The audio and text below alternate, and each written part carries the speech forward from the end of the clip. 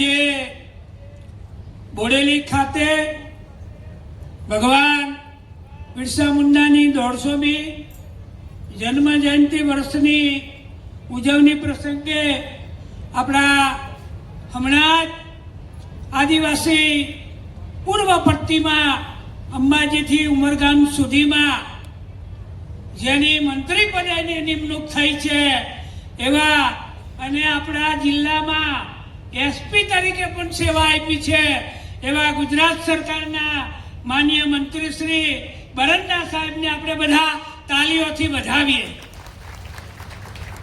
એવા જ બીજા દાહોદના રમેશભાઈ કટારા સાહેબની પણ કૃષિ મંત્રી તરીકે રાજ્ય સરકારમાં નિમણૂક થઈ છે, એમને પણ આપણે તાળીઓથી વધાવીએ। આ પ્રસંગે આપણા જિલ્લા પંચાયતના પ્રમુખ શ્રીમતી મલકાબેન પટેલજી, આપણા લોકપ્રિય સાંસદ આદરણીય જસુભાઈ રાઠવાજી, ટ્રાઇફેડના ચેરમેન રામસિંહભાઈ રાઠવાજી, અમારા જેતપુરના ધારાસભ્ય ભાઈ શ્રી જયંતિભાઈ, છોટાઉદેપુરના ધારાસભ્ય ભાઈ શ્રી રાજુભાઈ અને આપણા જિલ્લાના પ્રમુખ ભાજપના પ્રમુખ ઉપેન્દ્રભાઈ, આપણા માન્ય કલેક્ટર શ્રી, માન્ય ડીડીઓ શ્રી, આપણા ટીએસપીના શર્માજી સાહેબ, આદરણીય આપણા પૂર્વ કેન્દ્રીય મંત્રી નારાયણભાઈ, આપણા પૂર્વ સંસદ સભ્ય આપણા ગીતાબેન રાઠવાજી, આપણા તાલુકા પંચાયતના પ્રમુખ શ્રી બોડેલી તાલુકા પંચાયત સંખેડા અને પ્રદેશની આજે રથ સાથે આવ્યા છે, એમને બધા તાલીઓથી આપણે વધાવીએ। ભાઈ,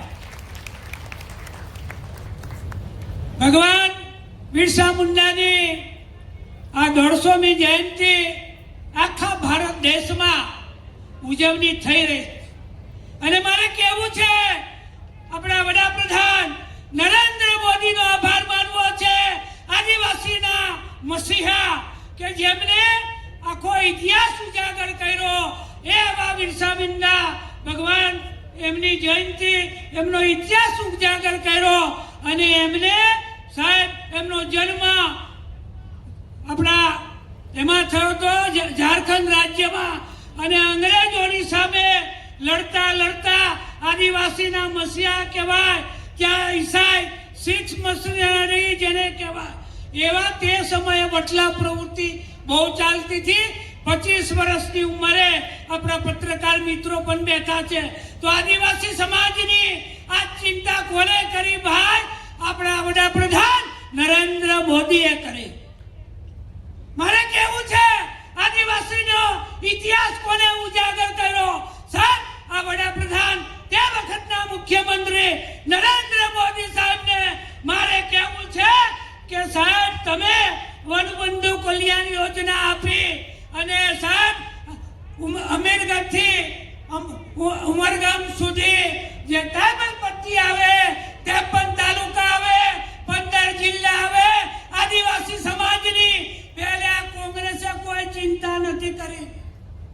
પહેલા રસ્તા નતા, મારે કેવું છે પહેલા રસ્તા નતા, પાણી નતું, પુલિયા નતા, હવે સાહેબ અને સાહેબ મારી બહેનોને ભણાવવાનું કામ નરેન્દ્ર મોદી સાહેબે શિક્ષણ આપવાનું કામ કર્યું હતું અને હવેનો તે વખતના સાહેબ હવે બાળકો 17 વર્ષ, 18 વર્ષ, 22 વર્ષ ડોક્ટરો બન્યા છે, વકીલો બને છે, મામલતદાર બને છે। આ નરેન્દ્ર મોદી સાહેબનું ભલું હશે, આદિવાસી સમાજની ચિંતા કરી। આપણે તાલીઓથી વધાવવું પડે।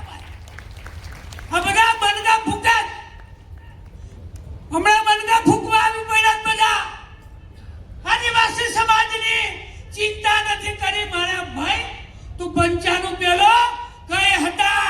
95 પેલા ગામડામાં રસ્તા નહોતા, પીવાનું પાણી નહોતું સાહેબ, રસ્તા નહોતા સાહેબ, પીવાનું પાણી ના મળે, સ્કૂલો નહોતી સાહેબ, આટલું બધું કામ આ સરકારે કર્યું અને સાહેબ ચેકડેમ બનાવ્યા, ચેકડેમો બન્યા, એના કારણે સાહેબ આજે આદિવાસી સમાજ પાણીની ચિંતા ખાસ આ ભાજપ સરકારે કરી. આ બધું નરેન્દ્ર મોદીએ વનબંધુ કલ્યાણ યોજનાના 10 મુદ્દા લેવા. પહેલા 15,000 કરોડનું બજેટ 2007માં વિધાનસભાની અંદર મૂક્યું હતું. તે વખતે એવું કહેતા હતા કે આ 15,000 કરોડમાં શું થશે, તો મારે કહેવું છે આટલા 10 વર્ષમાં 1 લાખ કરોડ વપરાઈ ગયા અને બીજા વિધાનસભાની અંદર બીજા 1 લાખ કરોડનું બજેટ પ્રાવધાન કર્યું. મારા ભાઈઓ બહેનોને ખબર છે, બોરેલીની અંદર પેલા દવાખાના કોઈના સાહેબ જોવા ના મળે. હવે બધા ફલાના રાઠવા આવા બધા દવાખાના થયા છે. આ નરેન્દ્ર મોદી સાહેબની આ સોચ હતી, એને લીધે સાહેબ મેડિકલની જગ્યા પહેલા ભરાતી નહોતી અને હવે મેડિકલની જગ્યા આ સરકારના વહીવટને કારણે મેડિકલની જગ્યા ભરાય. અમારો આદિવાસીનો દીકરો ડોક્ટર બન્યો છે. આ બધું કામ હોય તો ભારતીય જનતા પાર્ટીની આ સરકારમાં બન્યું છે. આ સરકારને તાળીઓથી વધાવી પડે ભાઈ. તમે બધા બેઠા, તમારે બોલવું પડે. પેલો ડેડિયાપાડાથી બોલવા આવે, હવે તમારા વિસ્તારમાં કવાટમાં રામી ડેમ, છોટાઉદેપુરમાં આ બધા ડેમો બન્યા, મોટા પુલિયા બન્યા. સાહેબ મારા વિસ્તારમાં, મારી વિધાનસભામાં 1,000 કરોડનું કામ આ 10 વર્ષમાં આ ભારતીય જનતા પાર્ટીની સરકારે આવ્યા. સંકેલા વિધાનસભા કોઈ પુલિયું બાકી નથી અને રસ્તા જો બાકી છે તેને બિલ આવી રહ્યો છું. મારે એક દાખલો આપવો છે સાહેબ, માન્ય મંત્રી સાહેબો, કે વિધાનસભાની ચૂંટણી હતી, 2 દાડા જાહેર થવાનું હતી વિધાનસભાની ચૂંટણી, અને સાહેબ મેં માન્ય મુખ્યમંત્રીને રજૂઆત કરી. માન્ય હાલના અમારા પ્રદેશ અધ્યક્ષ જગદીશ પંચાલ સાહેબ તે વખતે આપણે માર્ગ મકાન હવાલો સંભાળતા હતા. સાહેબ મેં કહ્યું મારી ચૂંટણી જાહેર થાય છે સાહેબ, મારી ફાઇલ અહીંયા પડી છે. જોજવાનો પુલ 36 કરોડના ખર્ચે રાતે 11 વાગે સાહેબ સીએમ સાહેબે સહી કરી અને આ પુલનું ખાતમુહૂર્ત બી થઈ ગયું અને આ કામ ચાલે છે. એવા તો કેટલા બધા પુલો નસવાડી, સંખેડા બધા થયા છે, ઉદયપુરમાં બી થાય છે અને કવાડમાં બી થાય છે. પણ તમે બધા બોલજો, તમે સાચી વાત કરજો, એ લોકોને કહેજો તમે અહીંયા તમારા વિસ્તારમાં કામ કરો.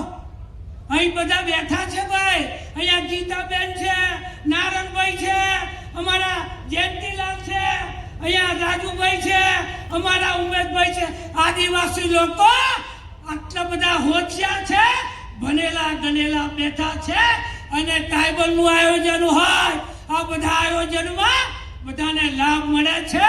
તમે તમારા ડેડિયાપાડાની ચિંતા કરો, અહીંની ચિંતા બંધ કરો. અહીંયા ભાજપની સરકાર 27માં 23 બેઠકો લાવી છે. 23 આ રેકોર્ડ છે ભાઈ અત્યાર સુધીના ઇતિહાસમાં. આ બરંડા સાહેબ પણ આ ચૂંટાઈને મંત્રી બનાવ્યા છે. આ આદિવાસીની ઓળખ 4 મંત્રી આદિવાસીના આપ્યા, 4 ભૂપેન્દ્રભાઈ પટેલ અને મોવડી બંને બધા તાળીઓથી વધાવડા, જોરથી વધાવો. આ કામ હેલું નથી. આ 4 મંત્રીઓ બનાવ્યા. કોકને એવું થાય કે હવે બધું પતી જશે ભાઈ, પતાવા વાળા તો છે ને બધા કઈ જતા રહ્યા, કેટલા ગયા. અને આ ભાજપની સરકાર સાહેબ પહેલા ડોલો લેવી પડતી હતી 95માં. આ પ્રેસના મિત્રો હોય તો જરી યાદ કરજો, તમને કદાચ ખબર ના હોય તો હું તમને કહું, એક ઘરથી બીજા ઘર જવું હોય ને તો આપણે ડોલ લેવી પડતી હતી ગામડામાં. અને સાહેબ પગ ધોવા પડતા હતા ચોમાસામાં. પેલો ઘરવાળો કે જોજોલા ભાઈ મારું ઘર લીપણ વાળું છે, પાછું ખાઈ છે. તો આવી પરિસ્થિતિ હતી અને 95માં ઘેરે ઘેર રોડ બની ગયા.